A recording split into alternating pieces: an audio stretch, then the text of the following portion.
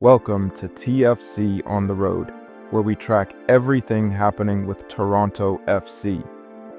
In this episode, we'll run through all the key stories from February 4th to 9th, 2026.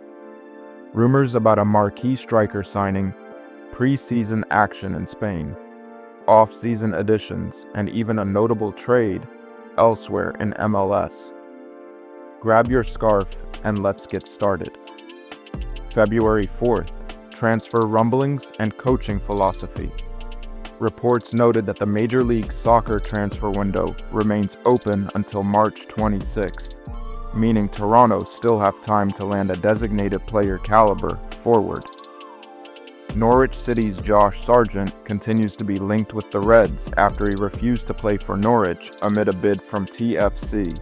Sargent is eager for a North American move to be closer to his family, but Norwich insiders believe the striker is going nowhere for less than around $30 million. The same day, coverage also highlighted head coach Robin Fraser's influences. Fraser admitted that he loves watching Manchester City because he considers Pep Guardiola pretty much a genius. The longtime MLS defender and coach is drawing on that structured, possession-heavy style as he builds TFC's new identity. February 5th, weather forces a preseason shuffle. Just a day later, Toronto were forced to juggle their preseason plans. Heavy rain in Marbella postponed their friendly against AIK Fotboll. Originally slated for February 7th, the match was pushed back to February 8th with a morning kickoff. The rescheduling ensured player safety and gave the coaching staff more training time in Spain. February 6th, Colombian striker on the horizon. On February 6th, reliable reporters broke the news that TFC are finalizing a loan deal for 20-year-old Colombian forward Emilio Aristizabal. The deal includes an option to buy. Aristizábal scored 12 goals and provided 2 assists on loan and is known for his movement inside the box and his work rate in pressing. The loan with option structure gives TFC flexibility. They can test him in MLS before committing long-term.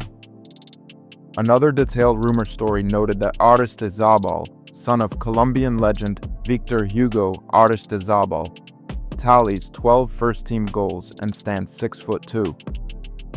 His physical presence and finishing skills make him a classic target man.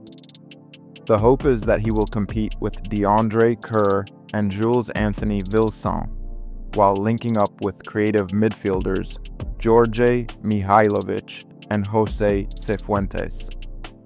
February 8th, preseason draw with AIK, the rescheduled friendly delivered drama. Toronto FC faced Swedish club AIK Fotboll in Marbella and walked away with a 2-2 draw.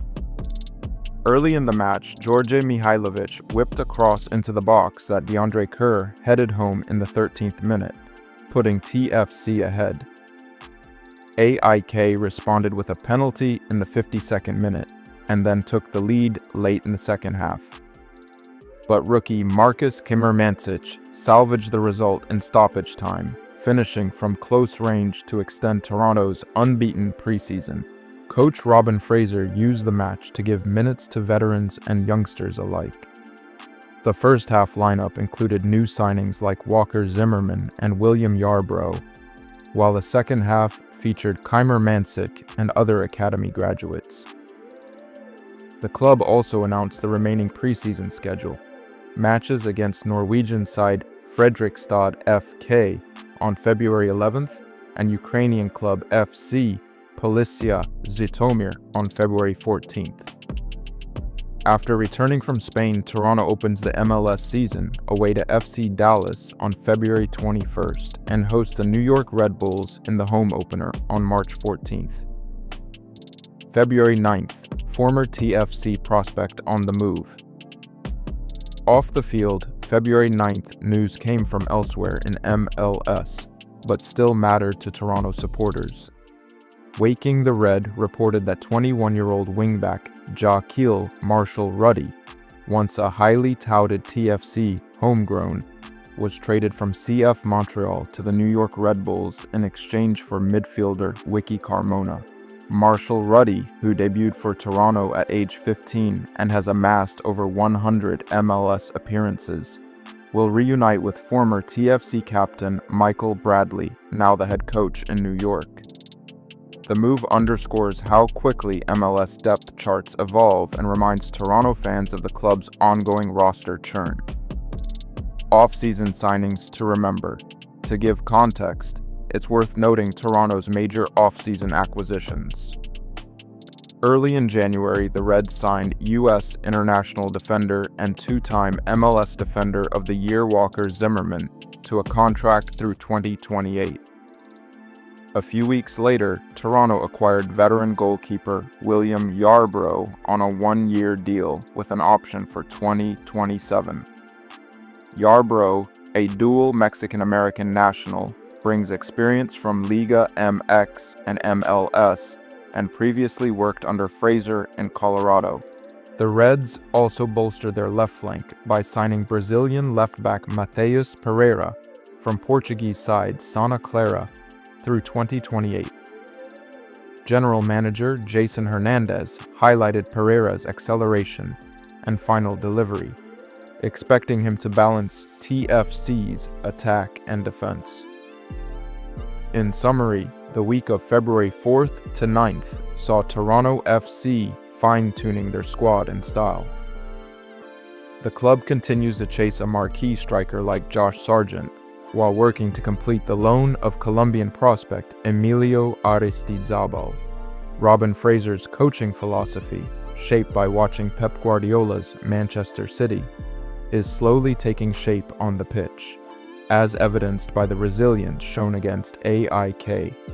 New arrivals such as Walker Zimmerman, Matheus Pereira, and William Yarbrough provide experience and quality at the back, while younger talents like Deandre Kerr and Markus Cimermancic continue to make their case. With less than 2 weeks before opening day, the story of Toronto FC remains a work in progress, but one that promises plenty of intrigue for supporters. Thanks for following along with TFC On The Road. If you enjoyed this update and want more Toronto FC content, be sure to subscribe and turn on notifications so you never miss a video. We'll be back soon with another edition covering the latest news, matches, and behind-the-scenes stories. Until then, stay safe and keep cheering on the Reds.